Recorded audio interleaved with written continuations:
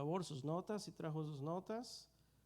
Y vamos a continuar en este jueves, vamos a retomar nuestra serie que hemos estado desarrollando por varios meses, la vida real de un creyente, la vida real de un creyente. Y bueno, para los que nos visitan, en esta serie estamos viendo casos de la vida real que afectan a todo creyente.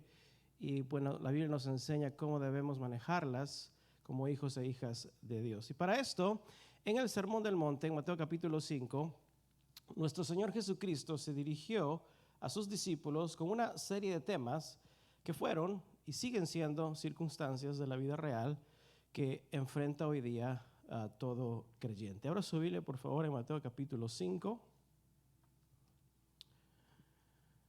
Mateo capítulo 5. Y para darle un breve resumen de lo que hemos estado viendo en estas semanas, aquí en esta porción del Sermón del Monte, comenzando en el versículo 21 hasta el final del versículo 48, nuestro Señor Jesucristo nos habla de 6 casos en particular que enfrenta a todo ser humano. ¿Sí? Casos reales como la ira, ahí los tiene, la lujuria o el adulterio, el divorcio, las promesas o los juramentos, temas como la represalia o la venganza y cómo tratar a nuestros enemigos. Ahora, cada uno de estos temas, como notarán ahí en el gráfico, tiene un efecto de influencia de menor a mayor, o sea, de un menor grupo a un mayor grupo. Son temas que afectan al prójimo, por comenzar, al individuo, y se extiende hasta afectar la sociedad y eventualmente toda la humanidad. Y ese es el impacto que podemos alcanzar como creyentes y como iglesia, dependiendo de cómo manejamos estos casos, si para bien o para mal, ¿sí? Pero de estos temas, curiosamente, la mayor razón que Jesús escoge estos temas en particular es para enseñarle al hombre que en su propia justificación el hombre es incapaz de agradar a Dios, ¿sí? Jesús escoge estos 6 temas porque los judíos, por ejemplo, los escribas del tiempo de Jesús, se jactaban de creer que eran justos. Porque en estos 6 temas de la vida real, los judíos decían, bueno, nosotros no somos asesinos, ¿sí? Ellos decían, no somos adúlteros. Decían, si nos divorciamos, usamos la correcta documentación, ¿sí? Ellos decían, no juramos en vano. Y si nos hacen un daño, buscamos justo juicio. Y por cierto, ellos decían, amamos a nuestro prójimo, ¿sí? Y por hacer todo eso, estas personas se creían justificadas delante de Dios, ¿sí? Pero viene la verdadera palabra del cielo, viene Cristo Jesús, y les dice a sus discípulos, eso habréis oído, ¿recuerda? Eso habréis oído. Pero yo, la palabra, os digo. Y él da una lista muy diferente al pensamiento del judío. Porque Jesús decía, si odias o hieres a alguien en trato o en palabra, eres tan igual que un asesino, ¿sí? O Jesús dijo, si miras a otra persona que no sea tu cónyuge, con lujuria, es tan igual que haber cometido adulterio o fornicación, ¿sí? Jesús dijo que el divorcio no es una simple documentación, es algo que Dios aborrece. Eso planteó Jesús. Y si prometes y no cumples, no importa en nombre de quién lo hayas hecho, has cometido un pecado. Y si piensas que si no recibieres tu retribución por un daño, piensas que no hay justicia, entonces estás guardando rencor en tu corazón y no has perdonado y te has olvidado de la misericordia. Y si dices amar a tu prójimo, pero no lo amas como a ti mismo, Jesús les dijo, se engañan. Y mucho menos podrás amar a los que te hacen el mal. O sea, Jesús les cambia todo el pastel, ¿verdad? ¿Sí? Completamente. O sea, nuestro Señor Jesucristo con estos 6 temas derrumba cualquier argumento que el hombre tenía de autojustificación. Somos buenas personas. Y Jesús les dice, sí, pero la palabra dice, pero yo os digo, nadie es bueno, solo el Padre. ¿Sí? Pero ¿con qué motivo Jesús derrumba estos argumentos? Simplemente para que el hombre sepa que necesita un Salvador, para que el hombre reconozca que por sí mismo no puede llegar a Dios, que necesita un mediador entre el hombre y Dios. Y sin Cristo es imposible agradar a Dios. Es imposible hacer su voluntad, sobre todo en estos temas de la vida real. ¿Sí o no? Míralos. ¿Alguno puede vencer eso por sus propias fuerzas? No. Únicamente a través de Jesucristo, ¿sí? Entonces, eso es lo que Jesús plantea en estos temas. Y hoy nos toca el último de estos temas en esta porción, que tiene que ver con el trato de los enemigos, ¿sí? Diga enemigo. ¿Alguno tiene un enemigo? Bueno, aparte del diablo. Ya los conozco, ¿sí? ¿Quién dijo la suegra?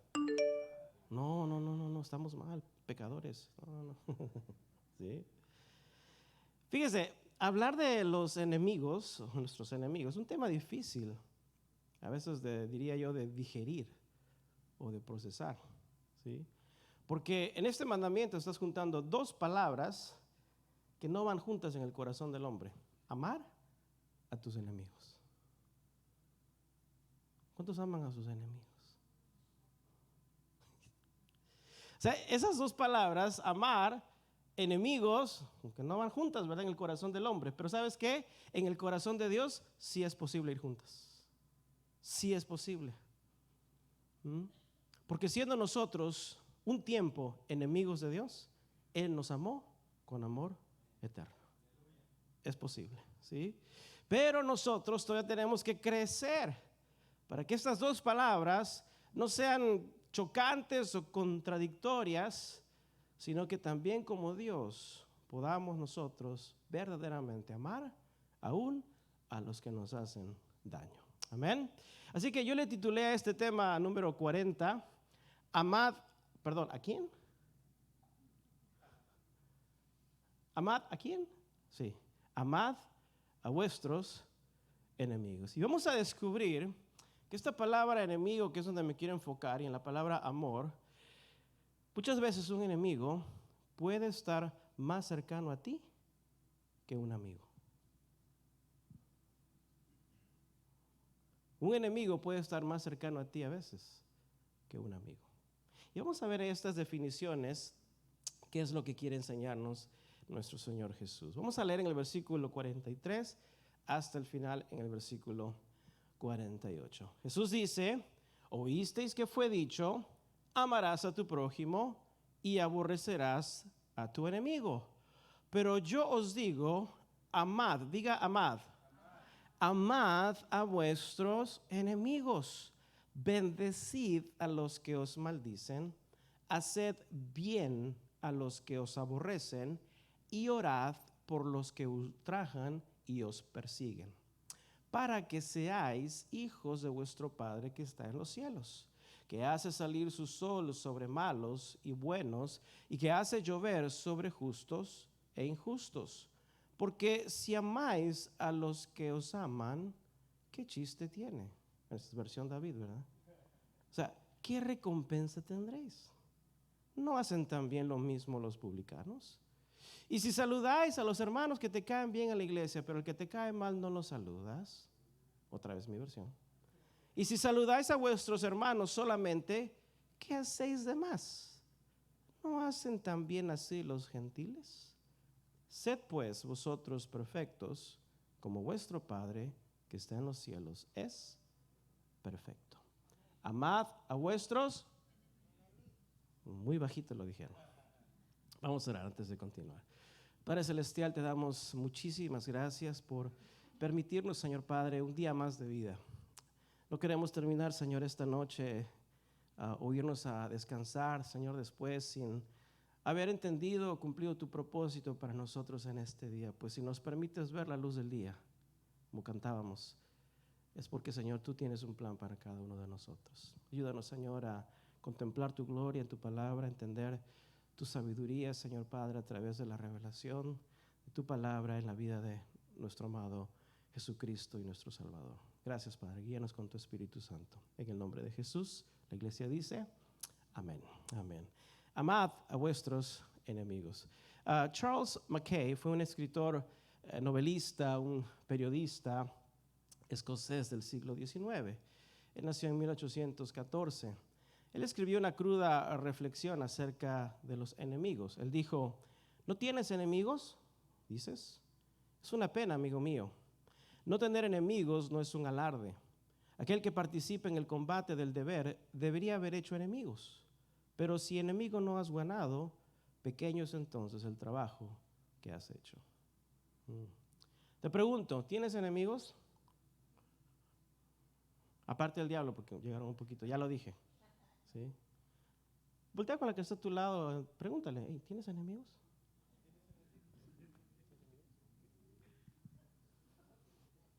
Algunos lo están nombrando, sí, mira, Pepe, Francisco.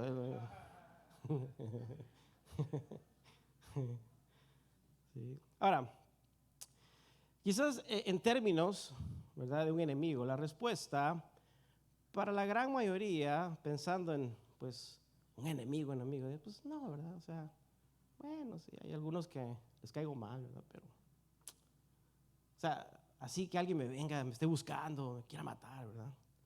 Sí. Algunos dirían, la mayoría dirían, no, pues no tengo quizás, ¿sí? Pero mira lo que voy a decir, vamos a comenzar con la definición. Un enemigo no es estrictamente una persona que amenaza tu vida.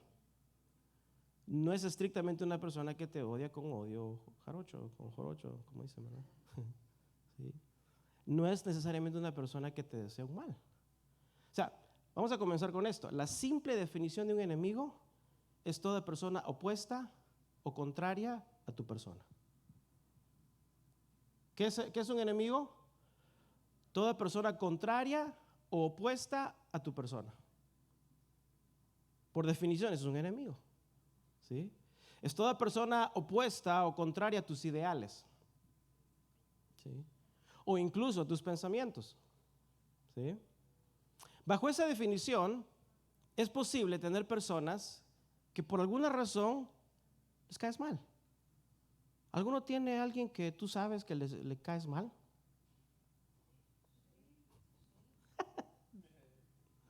¿Sí? Ahí está tu enemigo. Pero no me ha dicho que es mi enemigo, pero es contrario o contraria a ti. ¿Sí? Son contrarios a tu persona. Es posible tener incluso personas muy allegadas a ti, que son opuestos o opuestas a tus creencias.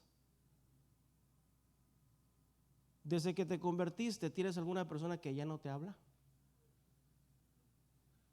Ya se descomunicó de ti porque te convertiste en cristiano. ¿Por qué? Porque ahora tus pensamientos son contrarios. Esa persona va a ser contraria a tus pensamientos en Cristo, a tus ideales. ¿Sí? Solamente por vivir una vida dedicada a Dios, estas personas se han vuelto en tu contra. Y aunque tú no los veas como tus enemigos, ellos sí te ven a ti como un enemigo. ¿Sí? Porque son contrarios, son los contra. Son contrarios a ti. ¿Sí? Entonces, vamos a comenzar con esa simple definición. ¿Sí? Y basado en eso, tú puedes tener enemigos en el trabajo. ¿Alguno tiene enemigos en el trabajo? No, ahorita vamos a ver. ¿Sí?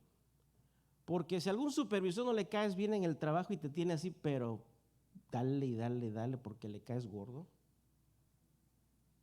te la va a traer contigo. Y todo lo que hagas va a ser contrario. Nada que hagas lo vas a hacer para esa persona, lo vas a hacer bien. ¿No has tenido un jefe así? ¿Sí? Y ahí está. Eso es alguien contrario a ti. Puedes tenerlo en el trabajo, puedes tenerlo en la escuela, algún maestro que le caes mal. Actuaste en justicia y como el profesor es bien injusto, no, pues ya eres el clavo en el zapato, la piedra en el zapato, ¿verdad? Puede ser algún familiar. ¿Alguno tiene un familiar contrario a ti? Ahí están los enemigos. Estamos rodeados de enemigos. ¿Sí? Y ni del diablo estamos hablando, porque pues ese. ¿Sí? O sea, aunque no se declaren como tu enemigo, toda persona que esté constantemente opuesta, contraria a ti, bajo esa calificación, definición, es un enemigo. Otra vez, ¿tienes alguna persona contraria a ti que no esté de acuerdo con tu nuevo estilo de vida en Jesucristo? Ahí están. ¿Sí? Entonces, esta palabra enemigo no debe ser tan lejana de nosotros. Porque a veces pensamos, bueno, sí, pero así un enemigo que me quiera matar, así, no tengo. Pero estamos entendiendo la definición. Y frecuentemente vamos a tener, fíjate, interacciones con el trabajo, a un jefe, ¿verdad? O diálogos. Incluso vas a tener a veces relaciones con personas que piensan contrariamente a ti y que actúan contigo en continua contrariedad. Te van a dar siempre la contra. Alguno debe tener un familiar que ni bien le hablas de Dios y como gato, ¿verdad? Y ahí están, van a la defensa. Y ahí están. Son contrarios. ¿Sí? Y por cierto, no es la persona que la cual tienes que cuidarte que está a tu espalda, pues son traidores, es muy diferente. Mira lo que te voy a decir, un enemigo no viene a tus espaldas, un enemigo viene y te confronta. ¿Sí? Los traidores son los que atacan por la espalda. Pero un enemigo va a estar enfrente tuyo. ¿Por qué? Porque es alguien que va a estar oponiéndose a ti. Va a querer darte continuamente la contra o la oposición. Entonces, un enemigo a menudo es la persona más común y corriente. Serán impacientes, a veces perversos, criticones, hipócritas, rencorosos. Entonces, bajo ese criterio potencialmente estamos rodeados de enemigos. No aquí, ¿verdad? Aquí todos somos amigos de Cristo. Amén. Ahora, nuestro Señor Jesucristo no vino a la tierra para ganarse enemigos, ¿sí o no? Él no vino a la tierra para ganarse enemigos. Pero su estilo de vida, sus valores, sus principios, sus enseñanzas, sus verdades, fueron causa de ser considerado Jesús como un enemigo del judaísmo. ¿Sí? Él no los vino a buscar. Él vino a amar y a salvar lo que se había perdido. Pero ahí se levantaron los enemigos de Jesucristo. Y Jesús tuvo ciertamente muchos enemigos, desde sus críticos hasta los que desearon su muerte. Pero Jesús planteó este tema de tener enemigos de la misma manera, así que te la expliqué, muy simple, una muy simple definición. Porque Jesús dijo en Mateo 12:13, el que no es conmigo, contra mí es. Punto. Ahí está la definición de enemigo. Jesús dijo, el que no es conmigo, contra mí es. Y el que conmigo no recoge, desparrama. Amén. Quiero que veas la perspectiva de que potencialmente podemos tener enemigos en todos lados. Estamos rodeados. En otras palabras, el que no es amigo de Cristo es considerado ¿qué? Un enemigo.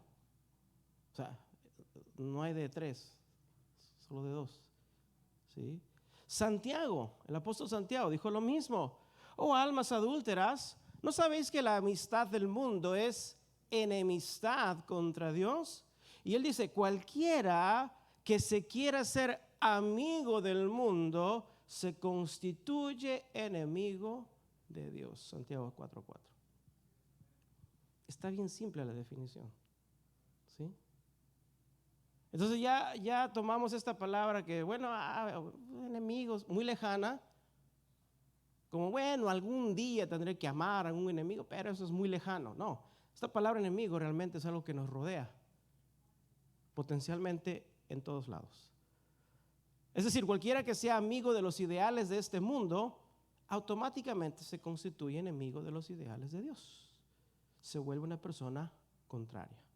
Entonces, cuando Jesús nos dice en Mateo 5:44, pero yo os digo, amad a vuestros enemigos. Tener un enemigo no es un concepto lejano. Potencialmente puede ser más común en nuestro diario vivir de lo que nos imaginamos. ¿Sí? Dile que está a tu lado, ya ves, tienes enemigos. Entonces, cuando Jesús añade a esta palabra enemigos, este principio del amor o amar a los enemigos o los que te hacen el mal, Jesús no está añadiendo un grado de imposibilidad. Pregunta, ¿será imposible amar a tus enemigos? No. Jesús simplemente, mira lo que voy a decir, Jesús simplemente está equilibrando el carácter del creyente en cuanto al amor. Jesús simplemente está enseñando que debemos amar a todos. A todos, diga todos. Lo único que Jesús hace contra esta palabra enemigo y unirlo a esta palabra amor es simplemente equilibrar el corazón del hombre para que el hombre entienda que a través del amor de Dios podemos amar a todos. A los amigos y a los enemigos. ¿Sí? No es un concepto distante. ¿Cuántos han leído esa palabra, este versículo? Amad a vuestros enemigos. Y digo, ¡ay, se espanta! No. Yo honestamente, hace muchos años, yo leí esta escritura y de aquí hasta que me tope con un enemigo. Y si no me meto con nadie, pues ahí está, es libre. No. Sí. Jesús está equilibrando el carácter de todo creyente. El creyente ama a todos por igual. Buenos y malos. Los que te hacen un favor y los que te hacen un daño. ¿Okay?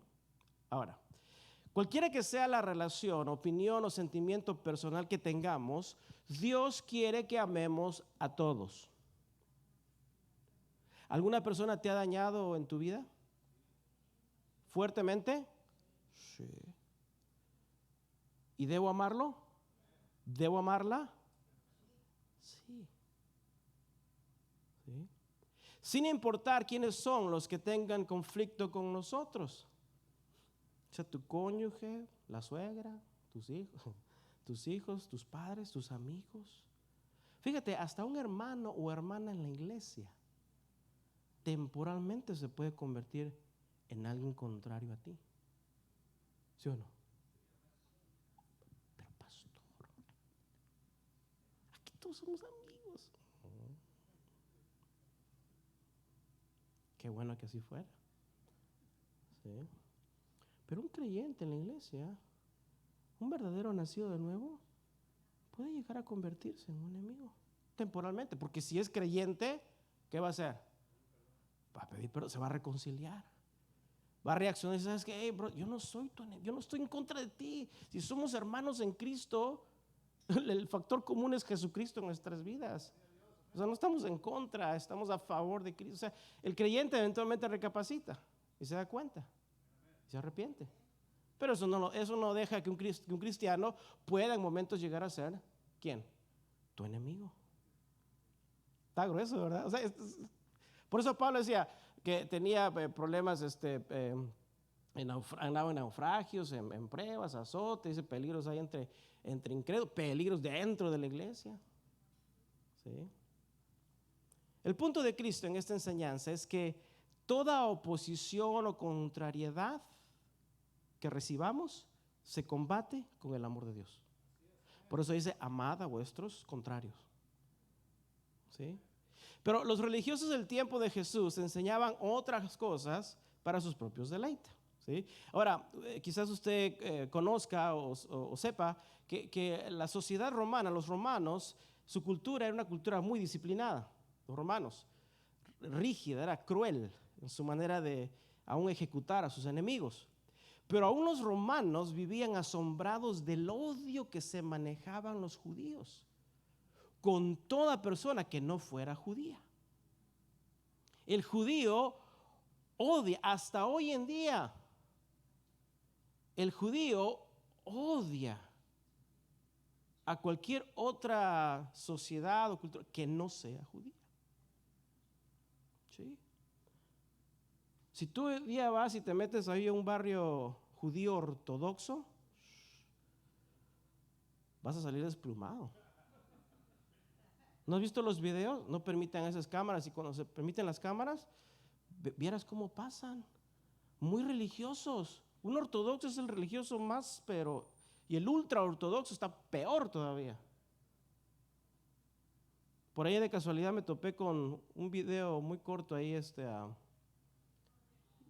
no sé si lo vieron, donde pasaban estos judíos ortodoxos por una iglesia católica y había unas monjitas ahí paradas y uno de ellos voltea y escupe a los pies de las monjas. Eso es real, eso es pan de cada día. ¿Sí? O sea, tanto era el odio de los judíos hasta el día en contra de toda persona que no sea prosélita o sea convertido al judaísmo o que no sea judío, que los romanos acusaban a los judíos de odiar a la humanidad. Los romanos.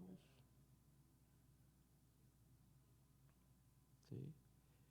Los fariseos tenían un dicho que decía: si un judío ve a un gentil caído en el mar, de ninguna manera lo levanta. O sea, si no es judío, que se ahogue. Así es. Y dice, porque escrito está, no te levantarás. Mira, qué bárbaro. ¿Sí? Decían, porque no te levantarás contra la sangre de tu prójimo. Pero ellos decían, pero este hombre no es tu prójimo. No te ahogues en Israel, porque no te van a... No te metas al mar, porque no te vas a ahogar. Ningún judío te va a rescatar. Oiga, pero no hay otra, fíjate, no hay otra cultura tan racista, tan... Estamos hablando de Israel, el pueblo de Dios.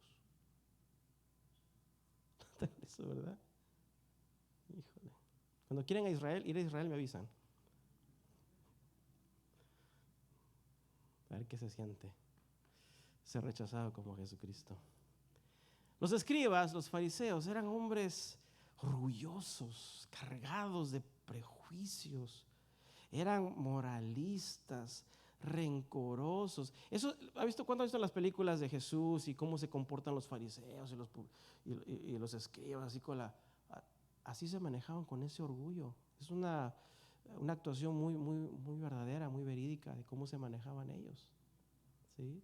Era gente lleno de odio, de venganza, que se hacían pasar como guardianes de la ley de Dios. Eran líderes espirituales, pero odiaban a todo aquel que no fuera sangre judía. Y los líderes del judaísmo habrían enseñado que no solo es un derecho del judío odiar o repudiar a cualquier gentil, ellos enseñaban que era un deber de todo judío aborrecer a su enemigo. Wow. ¿Sí? Ahora, ahí en pantalla, fíjense en donde subrayé, en donde dice, porque escrito está, no te levantarás contra la sangre de tu prójimo, o sea, no te vengarás, ¿sí? O no le harás algún mal, porque ellos manejaban la escritura. ¿De dónde sale esto? Escrito está, pues sale del Antiguo Testamento. Está en Levíticos 19, 18. Dice, no te vengarás ni guardarás rencor a los hijos de tu pueblo. Pero mira lo que sigue, sino amarás a tu prójimo como a ti mismo, dice Jehová. ¿Notas la diferencia entre lo que ellos enseñaban y lo que dice el texto? El texto no solo dice de no tomar venganza contra tu prójimo, obviamente porque te hizo un mal, pero continúa diciendo que lo amarás como a ti mismo. O sea, si alguien te hizo un mal es contrario a ti. Y la ordenanza claramente es no tomes venganza, más bien ámalo, perdónalo, demuestra la misma misericordia que te demostrarías a ti mismo. ¿Sí? Y los fariseos, los escribas, porque ellos tenían la ley de Dios, no el pueblo común, o sea, ellos entendían el texto dentro del contexto, pero lo sacaban fuera del contexto.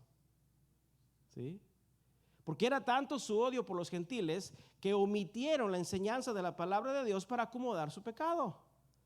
Y si de por sí es una aberración, según Deuteronomio 4:22, de quitarle alguna enseñanza al libro de la ley, aún peor era añadirle a la Biblia lo que la Biblia no dice, para acomodar sus pecados.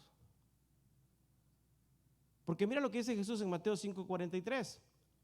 Oíste que fue dicho, la mitad de la enseñanza, es lo que está diciendo, amarás a tu prójimo. Así dice Levíticos 19:18. Sí, ahí está. Pero Jesús dijo, pero ellos dicen, y aborrecerás a tu enemigo. ¿Así dice en el texto original? No. ¿Dónde enseña Dios que aborrezcas a tus enemigos? Dios actúa en justicia, sí, muchas veces. Pero eso fue la justicia divina, soberana de Dios, no del hombre. Eran naciones paganas que debían ser destruidos por su perversión de la tierra. Es el juicio de Dios. Pero no era un acto de venganza, era un acto de justicia. ¿Sí? Los fariseos y escribas no solo pecaban por omitir la enseñanza de la Biblia, sino que también por añadir lo que Dios no dice. O sea, ellos pecaban por omisión y pecaban por adición a lo que no dice la palabra de Dios. Pero les voy a decir una cosa, iglesia. Cuando se trata de amar a los que nos hacen el mal, muchas veces no estamos tan diferentes como los fariseos o escribas. Porque nada más escuchamos lo que nos conviene de la Biblia. Y lo que no nos conviene, para afuera. ¿Amén? Amén. Qué bueno que es una iglesia que reconoce sus faltas. ¿Sí? Porque ciertamente no le enseñamos como doctrina, decimos, sí, hay que amar a los enemigos, pero en la práctica, ahí caemos todos. Bueno, casi todos, lo más santo. Pero caemos todos, ¿ya no? Es una batalla, es una lucha. ¿Sí? ¿Cómo? En el trato que tenemos hacia los que nos hacen un mal. ¿Sí? Y estamos ciertas veces omitiendo el mandato de Dios o añadiendo nuestra propia justificación o razonamiento. ¿Sí? De una manera estamos tan igual como ellos. Entonces, miren el versículo 44, cuando Jesús dice, pero yo os digo, amad a vuestros enemigos, bendecid a los que os maldicen, haced bien. Fíjate, es una serie de actos de bien, de bondad. Haced bien a los que os aborrecen y orad por los que os ultrajan y os persiguen. Cuando Jesús dice eso, es como un baldazo de agua fría para los líderes del judaísmo. ¿Cómo? ¿Cómo que amar a un gentil? Ponte las chanclas de un judío, que así fue, ¿verdad? Entrenado desde niño. ¿Cómo que voy a amar a un gentil? ¿Te acuerdas cuando Jesús se humilló y le lavó los pies a sus discípulos? Esa era la labor de un gentil. El judío nunca, de los nunca, se humillaría a lavar los pies de otro judío. Eso era algo. Por eso Pedro se sorprendió y dijo, caray, Señor. ¿Cómo tú? ¿Te acuerdas? Sí. ¿Recuerdan la parábola del buen samaritano? En Lucas capítulo 10, versículo 25 en adelante. ¿Sí? Fue un escriba, un intérprete de la ley, que sabiendo lo que dice la escritura, le pregunta a Jesús, maestro, fíjate lo que pregunta, ¿haciendo qué cosa voy a heredar la vida eterna? Y le dijo, bueno, tú eres escriba, ¿qué está escrito en la ley?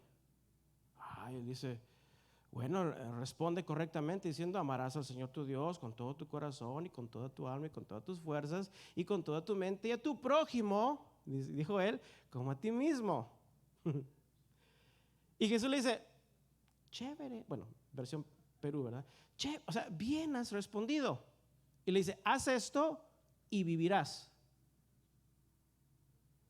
Pero el escriba, queriendo justificarse, son bien astutos, le pregunta a Jesús, ¿y quién es mi prójimo? chiquito, ¿quién es mi prójimo?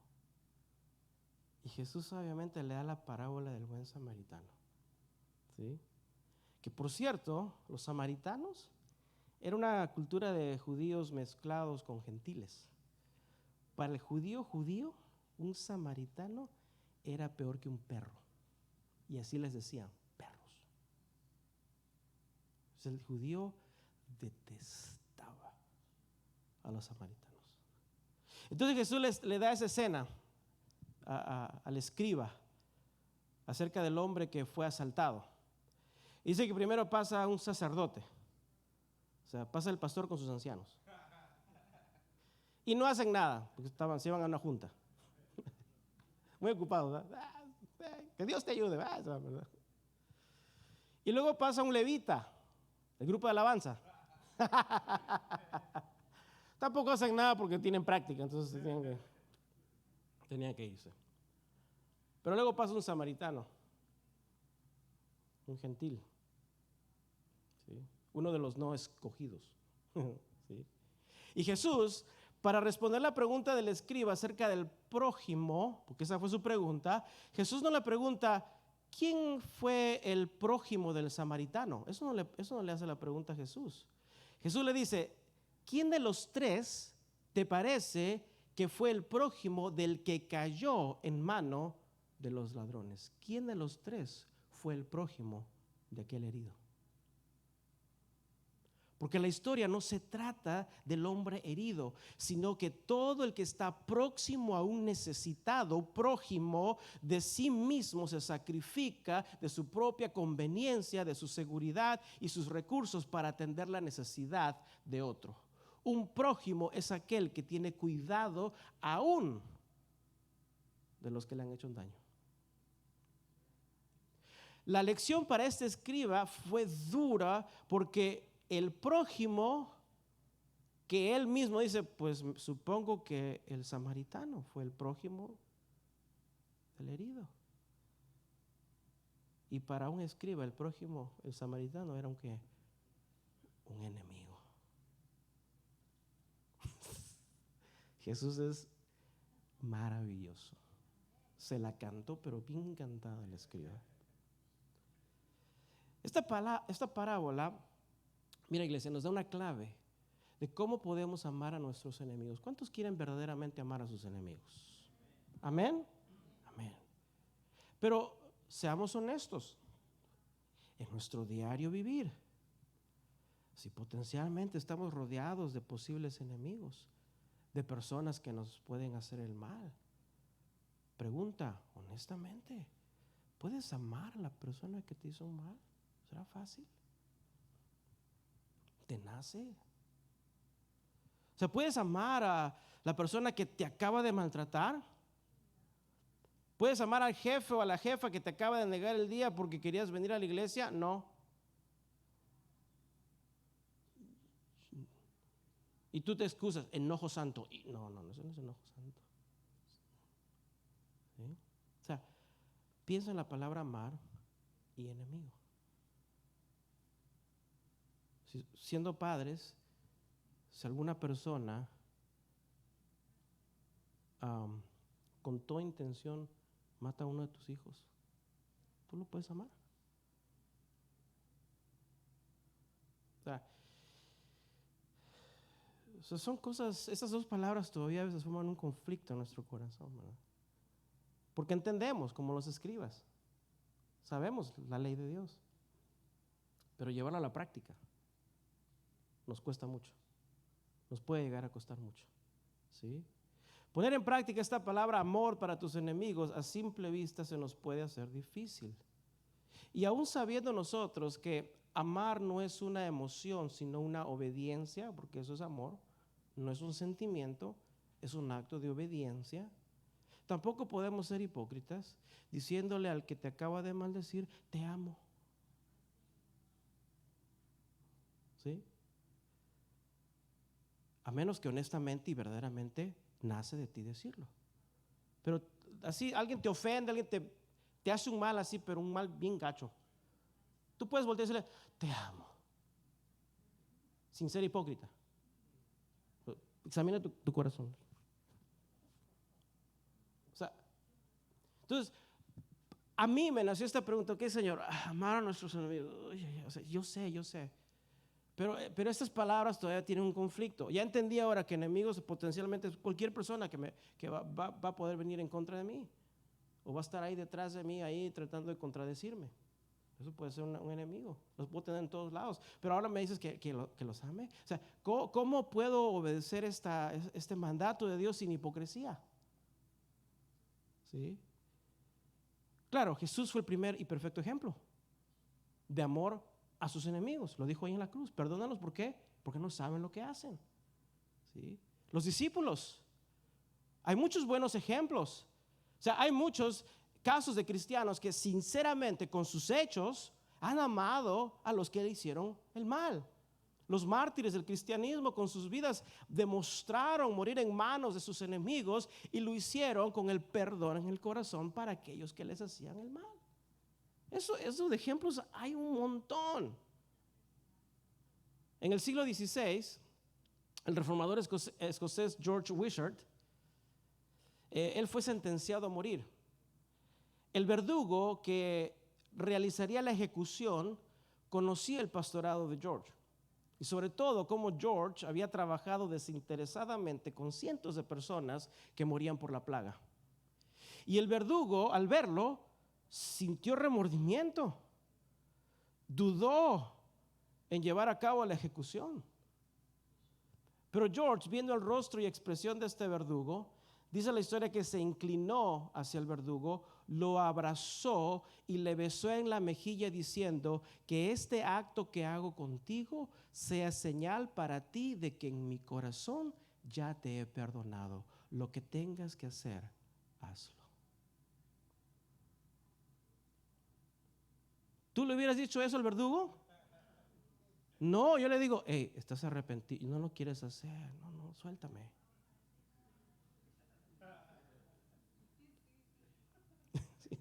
Sí, es cierto, pastor. Está. Pero eso es un caso real de alguien que demostró ese afecto de amor sincero. En otras palabras, le dijo: te amo y lo que vayas a hacer, ya te he perdonado en mi corazón. Come on. Wow. Ese es el ejemplo que Cristo vino a establecer. Cristo vino a establecer en el corazón del creyente que para el corazón del creyente no existe lugar para el odio o la falta de perdón. Eso es lo que Él vino a establecer. En nuestro corazón no puede haber odio, repudio, ni nada de algo similar en contra de nadie. Solo hay lugar para el perdón de Dios. Aún en contra de los que te hacen el mal o se muestran claramente como nuestros enemigos. Pero quizás para muchos de nosotros no tengamos que pasar como George. Nadie va a pasar por la guillotina aquí. Espero que nadie, primero Dios, ¿verdad? Porque se va a probar quiénes son quién, ¿verdad? Pero Dios conoce nuestra fe.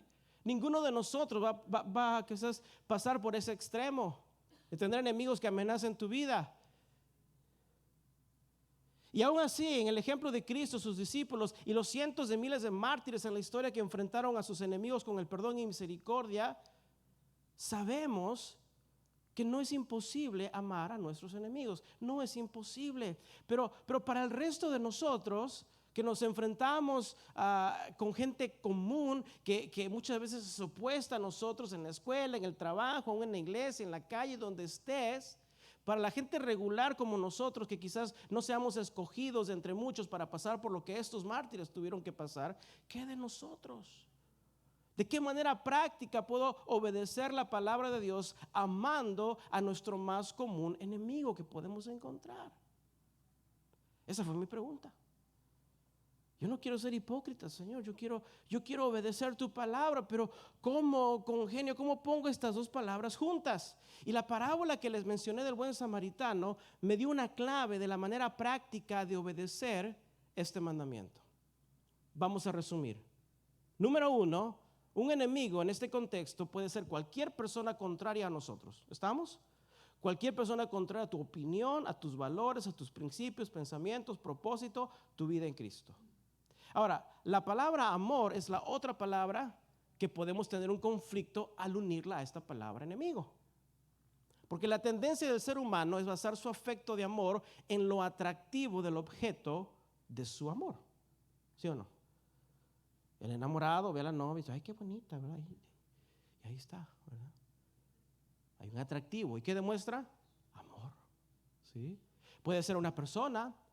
Tú puedes demostrar amor a algo agradable, algo que te gusta, algo que te atrae como bueno. Esa es la manera en que el ser humano ama. O sea, corresponde a algo bueno o agradable con su afecto de amor. Pero la Biblia nos enseña que así como el amor no es un sentimiento, sino una acción, el verdadero amor no tiene que ver nada con el atractivo. El amor bíblico no tiene que ver nada con el atractivo. El verdadero amor está orientado según la necesidad. Acuérdate del samaritano que vio la necesidad de aquel hombre que fue herido y ¿qué hizo? Lo atendió. Demostró su amor en su servicio. Piensa, por ejemplo, en el amor de Dios. Dios no nos amó por sentimiento, ¿sí o no? ¿Dios nos amó por sentimiento? No. ¿Dios nos amó porque había algo atractivo en nosotros? Mucho menos. ¿Sí? Dios nos amó, ¿por qué? Porque teníamos una necesidad. ¿Cuál era la necesidad del hombre? Un Salvador. Por eso Dios, siendo amor, envió a su Hijo por amor, porque había una necesidad en el ser humano de un Salvador. Su amor de Dios se manifestó en la acción de suplir la necesidad que el hombre, como aquel hombre herido, no podía suplirse a sí mismo. Dios es amor. De igual manera, nuestro amor al prójimo está orientado no por atracción, no por lo bueno que hagan o lo malo que hagan, sino porque existe una necesidad. Así demostramos amor. Y toda persona que te ofende o es contraria a ti, si no es un creyente, tiene una necesidad. ¿De quién? De un Salvador. O sea, ahora voy entendiendo esta palabra amor con enemigo. Alguien que es contrario a mí tiene una necesidad. Y el amor es lo que manifiesta en acción la manera de atender esa necesidad. Es un amor que demuestra la acción de atender a todo el que tenga necesidad. Es un amor incondicional, de atención, de servicio, de tratar con el bien, así como el samaritano. Por eso yo quiero que pienses, mira, yo quiero que pienses en este contexto de esta palabra amor. Piensa en esta palabra amor como un servicio, una actitud de bien para con todos incondicionalmente. Si puedes entender amor de esta manera, un servicio, una actitud de bien incondicional para con todos, ya dijimos que Dios quiere que amemos a todos. Dios quiere que sirvamos de una manera, una actitud de bien incondicional para con todos. Eso es amor. No está diciendo que necesariamente aquel que te hace el mal le digas, oh, yo te amo y lo abraces y mírate. No está implicando eso. Está implicando que tu actitud con toda persona que te hace un mal sea un servicio de bien. Y es incondicional. O sea, es sacrificial, es con todos, buenos o malos. Entonces, cuando Jesús nos dice, amad a vuestros enemigos, el problema ya no es a quién debemos amar, sino cómo es que debemos amar. Y amar bíblicamente es un servicio de actitud de bien para con todos, de una manera incondicional. Y solo tienes que comparar el amor de Dios que nos amó a cada uno, aunque éramos en aquel tiempo pecadores y enemigos de Dios. Tú y yo éramos enemigos de Dios. Y Dios así como nos amó. Porque desde la perspectiva de Dios, amor no tiene nada que ver con sentimientos. No tiene que ver nada que ver con atracción. Tiene que ver con esa actitud de servir. Por eso Cristo por amor vino a servir al hombre. Entregó su vida. O sea, ahora comienzo a entender esa relación de amar a nuestros enemigos. ¿Sí? Porque los que se niegan a confiar en Dios, Los que niegan a Cristo, ellos se hacen enemigos de Dios. Mira, hay algo muy interesante de la naturaleza de Dios. Pregunta, ¿Dios tiene enemigos? ¿Dios tiene enemigos? Sí. Porque todo el que niega los valores de Dios se convierte en un enemigo de Dios. Pero pregunta, ¿es Dios enemigo de alguien? No, muy bien. Dios, fíjate, en su naturaleza divina no es enemigo de nadie. Dios es amor. Nosotros nos hacemos enemigos de Él, pero Él, Dios, no es un enemigo. Dios no es enemigo de nadie. Dios en su divina naturaleza no tiene que oponerse en contra de nadie. ¿Por qué? Porque Dios es el principio y la verdad eterna. La verdad de Él siempre ha existido. No hay contrariedad en Él. No hay necesidad de que Él se oponga a algo o a alguien, porque todo ha venido después de Él. Pero cuando el ser humano escoge oponerse a Dios y a sus valores espirituales, se convierte en enemigo de Dios. Dios tiene enemigos, pero en sí mismo Dios no es enemigo de nadie, porque Dios es amor. O sea, eso sería una contrariedad a su propia naturaleza. Es por eso que Dios, gloria a Dios, pudo amarnos a nosotros, aún siendo pecadores y enemigos de Dios. Eso es. Ahora, ¿por qué les digo esto? Porque como creyentes, mira lo que voy a decir, nosotros en una nueva naturaleza no debemos ser enemigos de nadie.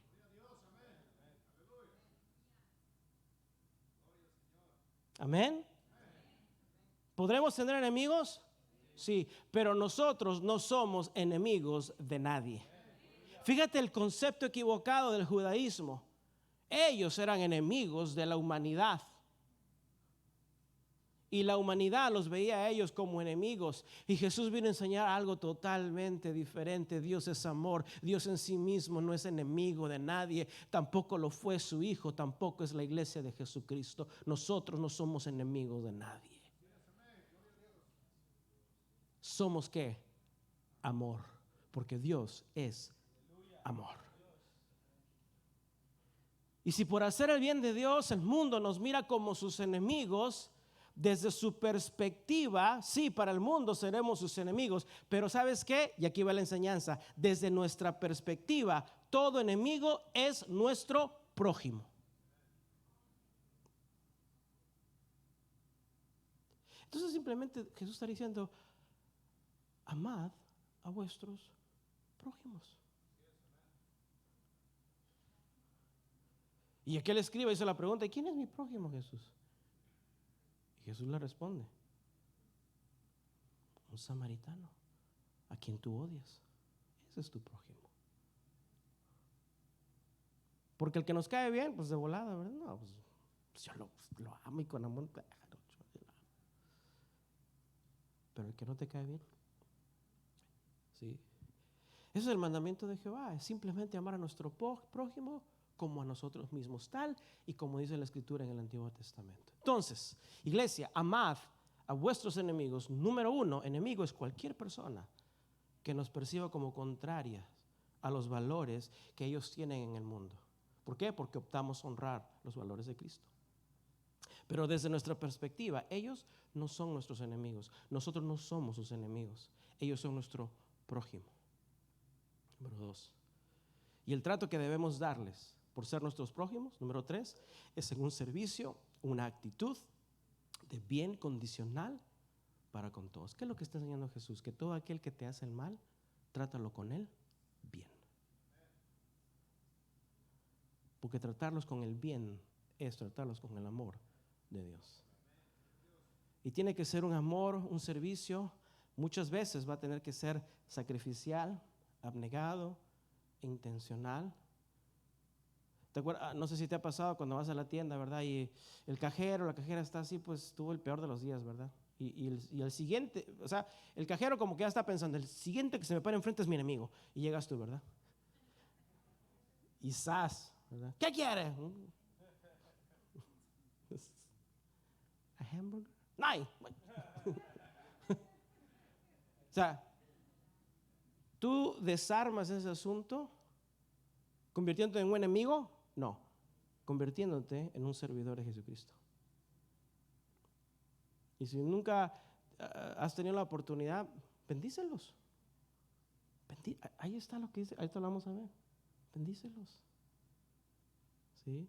Haz algo de bien que demuestre el amor de Cristo a esas personas. La única manera de combatir el mal es con el bien de Dios. En 1567 en España se nombró al duque de Alba gobernador de los Países Bajos de Europa. 1500 fueron los años del inicio de la Reforma Protestante y este gobierno de España en particular fue un régimen de terror para todo cristiano protestante. Cuenta la historia que un cristiano que fue sentenciado a morir por su fe bíblica a finales ya de la temporada de invierno y de alguna manera fue encarcelado, sentenciado a muerte, pero de alguna manera se las ingenió para escaparse. Ahora, al escaparse él, detrás venía persiguiéndole un soldado. ¿Sí? Y el joven cristiano pudo llegar a cruzar un lago que estaba congelado, pero muy peligroso porque el hielo estaba muy suave. Cuando este hombre cristiano, este joven, cruzó el lago, luego escucha que su perseguidor, el soldado, comenzó a pedir auxilio, porque el soldado había caído en el agua congelada. Y el joven cristiano, arriesgándose a ser capturado, torturado, ejecutado o morir ahogado, no vio a ese soldado como su enemigo, sino que el amor de Dios lo movió a ir y ayudarlo y rescatarlo y tratarlo como su prójimo. Y salvó la vida. ¿Sí? O sea, el creyente es movido por el amor de Dios a ver a todos como nuestro prójimo, a amarlos y tratarlos como si se tratara de servirnos a nosotros mismos. ¿Sí? Eso es amor al prójimo. Eso es amor al prójimo que es antagónico con nosotros, que es contrario a nosotros, aunque todavía pareciera difícil. Y si este concepto todavía de amar al enemigo todavía te suena un poco así como que yo entiendo y voy más o menos ahora entendiendo un poco más, te voy a decir algo, comienza al revés con el versículo 44. ¿Sí? Porque ahí en el versículo 44 dice Jesús, amad a vuestros enemigos. Luego dice, bendecid a los que os maldicen. Luego dice, haced el bien a los que aborrecen y orad por los que os ultrajan y persiguen. Pregunta, ¿será más fácil orar por alguien que te insulta o amar a alguien que te insulta? ¿Qué será más fácil? ¿Orar por ellos o amarlos? Orar, ¿verdad? Comienza por allí. Ay, pastor, yo todavía amarlos, no todavía. Bueno, comienza al revés en el versículo 44. Comienza orando por ellos. Vas a ver cómo se va a suavizar la cosa. Comience con la oración. Luego Jesús dijo así de manera al revés, dice orando, luego, haced bien. ¿Será más fácil hacer el bien, bendecir a los que te maldicen o tener que servirles sacrificialmente en amor? ¿Qué será más fácil, bendecirlos o servirles? Bendecirlos. Comienza al revés, ora por ellos, bendícelos. ¿Sí? Es decir, con las personas que se muestran en contra de ti, ahora sabes que en realidad no son tus enemigos, son tu prójimo. Y con aquellos que te hacen el mal, comienza orando por ellos. Lo primero que debemos hacer. Ponte a orar por la vida de ellos. Luego bendícelos. Y si oras por ellos y los bendices, te aseguro una cosa, vas a terminar amándolos como a ti mismo. Amén. Ora, bendícelos y ámalos. Y terminarás sirviéndolos, demostrándole el bien de Dios que Dios te ha demostrado a ti y a mí a través de Jesucristo. Esas tres cosas, orar, bendecirlos y amarlos, hacen de nosotros que demuestre una cosa, versículo 45, que somos hijos, hijas de vuestro Padre que está en los cielos, que por cierto hace salir el sol sobre malos y buenos y que hace llover sobre justos e injustos. Ahí está otra vez esa naturaleza de Dios. Dios es amor. Dios hace que salga el sol para buenos y malos, ¿sí o no? ¿Sí? Dios da de comer al bueno y al malo. ¿Sí? Dios hace llover para los buenos y los... Ahí está. Dios es amor. Dios no es enemigo de nadie. ¿Qué nos está diciendo nuestro Señor Jesucristo? Que así como el amor de Dios es imparcial, así también nosotros somos imparciales. Con los que hacen el bien o el mal. Somos parejos con todos. demostrando el amor de Dios. Oramos por ellos, los bendecimos. Yo no entiendo cómo hay pastores que enseñan a maldecir a los que, sí, así enseñan. Maldízalos, envíalos al infierno, no sé qué tanto enseñan. El hermano se ríe porque sí, hay pastores que enseñan eso. No, la palabra de Dios dice, ora por ellos, bendícelos, ámalos con tu trato de bien, con tu servicio sacrificial. Eso demuestra que somos hijos e hijas de Dios. Dijo el salmista en Salmo 145, 15 al 16. Salmo 145, 15 al 16. Dijo el salmista, los ojos de todos esperan en ti. Ahí están los buenos y los malos. Y tú les das su comida a su tiempo. Y luego dice, abres tu mano y colmas de bendición, dice, a todo ser viviente. Dios es amor. Si Dios es bueno aún para con los malos, ¿cómo Dios no será bueno aún más para con sus hijos? ¿Sí? Iglesia, no nos quedemos cortos. No demuestres tu amor solo con los buenos. Demuestra tu amor aún con los no tan buenos y mucho más aún con los malos. Mira lo que voy a decir. Amor no tiene que ver con sentir, tiene que ver con servir. Amor no tiene nada que ver con sentir, tiene todo que ver con el servir, porque para eso vino Cristo. Mateo 5:46 dice, porque si amáis a los que os aman, bueno, ¿qué recompensa tendréis? ¿No hacen también lo mismo los publicanos? Y si saludáis a vuestros hermanos, hermanito, ¿cómo estás? Pero aquel no. ¿Qué chiste tiene? Los fariseos y escribas estaban seguros de ser personas superiores a los demás. ¿Por qué? Porque ellos amaban a los que los amaban. Pues qué fácil. ¿Sí? ¿Qué de bueno tiene eso de amar a los que te aman? Es normal. Pero Jesús literalmente los insulta, por cierto. ¿Sí?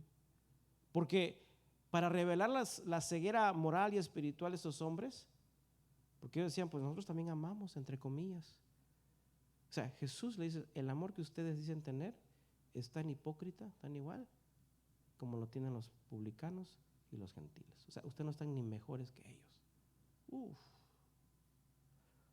Para el judío es como darle en el mero mole, en el orgullo.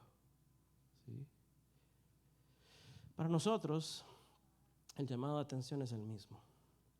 No mostrar favoritismo. Fíjate, y aquí se une todo esto. Tenemos que amar a todos. A los que nos hacen el bien y nos hacen el mal.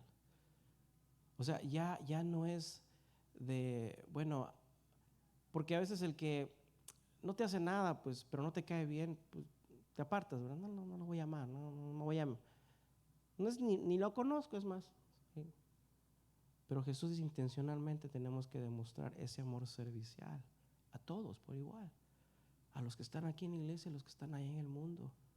El que te ama, el que te atiende, el que te sirve y el que te ofende y te maltrata y te ultraja, ya está todo en la Biblia. Ora por ellos, bendícelos, demuéstrales ese amor servicial que Cristo nos demostró. No tienes que decirle te amo, pero tu actitud sí puede ser una actitud de hacer el bien, de bendecirlos cuando te maldicen, de demostrar el amor de Dios cuando te odian o te demuestran el odio del mundo. Ámalos en el amor de Cristo. Que no mostremos favoritismo, que más bien mostremos el mismo trato de amor, comprensión, servicio, atención a todos dentro y fuera de la iglesia. Porque en realidad no sabemos quién podrá ser la siguiente persona que nos vea como enemigos. No sabemos. ¿Sí? Y yo meditaba en esto, en el versículo 48, porque Jesús dice, sed pues vosotros perfectos, como vuestro Padre que está en los cielos es perfecto. ¿Alguna vez pensaste que tu siguiente enemigo podría ser alguien muy próximo a ti? ¿Tu prójimo? Están más cerca de lo que pensamos. Por eso dije que a veces un enemigo está a veces más cercano que un amigo. Porque por comenzar el diablo está todo el tiempo asediando, buscando, acechando a quien devorar. ¿Sí? La palabra perfección que usa Cristo en el versículo 48 puede significar en conclusión, como también puede significar estar completo o madurez. ¿Sí? Y yo creo que esto es lo que nuestro Señor Jesucristo termina diciendo. En conclusión, diría Jesús, amemos a todo el que sea nuestro próximo, sea el prójimo que nos hace el bien o sea el prójimo que nos hace el mal. Demostremos el amor servicial, así como Dios que está en los cielos nos ha mostrado su perfecto amor. Pero también significa que busquemos crecer en ser completos, maduros en este aspecto de nuestra fe en Dios. ¿Cuántos podemos reconocer que podemos amar más a nuestro prójimo, bueno y malo? Amén. Todos podemos crecer. Por eso cuando el trato de una persona en contra de ti es déspota, despreciable, desvalorizante, atacante, con maltratos, injusticia, incluso con odio y rencor contra ti, no te espantes. Recuerda que esa persona no es tu enemigo, es tu prójimo. Y dijimos que el amor actúa en necesidad. ¿Y qué necesidad tiene esa persona que te ha tratado mal? Tiene una necesidad de un Salvador. Y si Dios te ha puesto ahí para recibir ese trato, es porque Dios sabe de la capacidad que Él te ha dado para soportar la prueba. Por eso Dios te pone ahí con un propósito. Por eso Dios esos mártires los puso allí. Yo no sé si tú y yo tengamos esa capacidad, pero Dios a cada uno nos equipa con cierta capacidad para poder soportar los golpes del mundo. ¿Para qué? Para que como sus hijos podamos demostrar el amor de Dios en un servicio sacrificial, entregándonos a otros por amor de Jesucristo. Trátalos con el bien de Dios. Haz lo mismo, diría nuestro Señor Jesús, como en la parábola del buen samaritano. Hagamos lo mismo y viviremos con Él. Amén. Vamos a orar. Cierra tus ojos.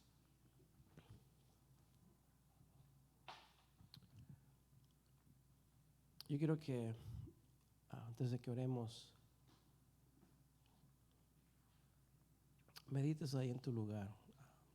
Cierra tus ojos y eres tú y el Señor. Y medita ahí en tu lugar. Quizás Dios y su Espíritu ponen en tu mente a alguien que ha sido contrario a tu vida constantemente. Muchas veces sin buscar a esta persona se te acerca y está siempre contrario a ti. Y quizás has tomado una decisión que no sea una decisión bíblica de cómo manejar ese asunto. Bueno, la palabra de Dios es muy clara. Jesús dice, esa persona es tu prójimo. No importando lo que haya hecho, como hijos e hijas de Dios, la enseñanza de hoy es sírveles. Sírveles con el bien. Sírveles en amor. Atiéndelos bien. Trátalos bien. Háblales bien. Bendícelos. Habla bien de ellos. No hables mal de ellos. Ora por ellos.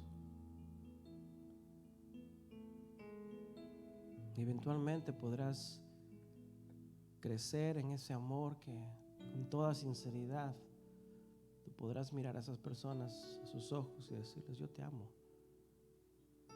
No solo en el amor de Cristo, pero en el amor que Él ha puesto en mí. Yo te amo.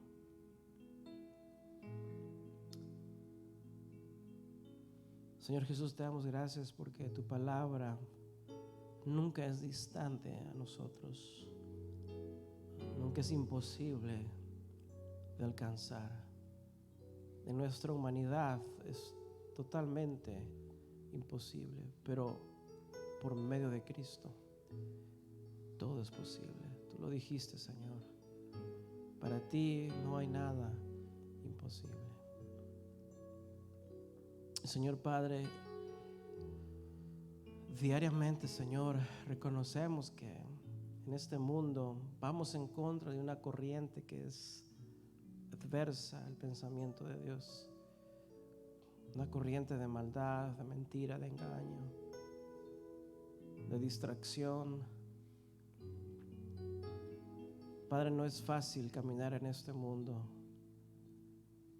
pero Señor, si tú nos has puesto en esta tierra, así como oraste por tus discípulos, no nos quites, mas dales fuerzas, dales más fe.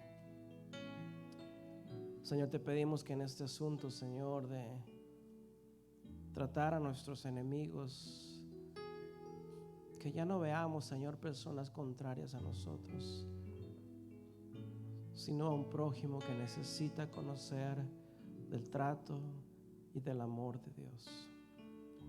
Qué privilegio que nos has puesto, Señor Padre, a nosotros, tu iglesia, para llevar, Señor Padre, este mensaje con nuestras vidas, con tu palabra, pero sobre todo con nuestra actitud. Ayúdanos, Señor Padre, a reaccionar con el bien de Dios. Es nuestro deber, Señor, como hijos de Dios. Si en tu corazón Dios ha puesto una persona y bueno, el Espíritu Santo te redarguye de que quizás no has perdonado, el perdón es muy importante. Antes de poder atentar a servir en amor a otra persona, necesitas el perdón. Necesitas perdonar. Pídele al Señor, Señor, si en mi corazón hay algo en contra de cualquier persona, Señor, que me ha hecho un daño, que yo sé que en algún momento voy a interactuar con esa persona. Ayúdame, Señor, en mi corazón a perdonarlo. Ayúdame a perdonarla, Señor. A no tomar en cuenta, Señor, las ofensas del pasado. Porque tu sangre, Señor, es más que suficiente para perdonar todo pecado, toda iniquidad. Ayúdanos, Señor. Ayúdame, Padre, a amar como Cristo nos amó. Ayúdanos a entregarnos, Señor, sacrificialmente, Padre. Gracias, Señor. Te amamos, oh Dios, por tu palabra. Y gracias por Cristo Jesús, quien nos amó con amor eterno. Gracias, Jesús, por llenar nuestra necesidad de un Salvador. Gracias, Dios Padre, por enviar a tu Hijo.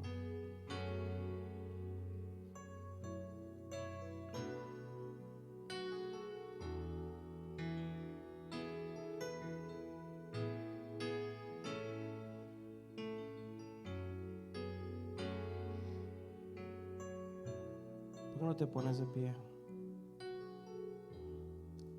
¿Por qué no le cantamos al Señor?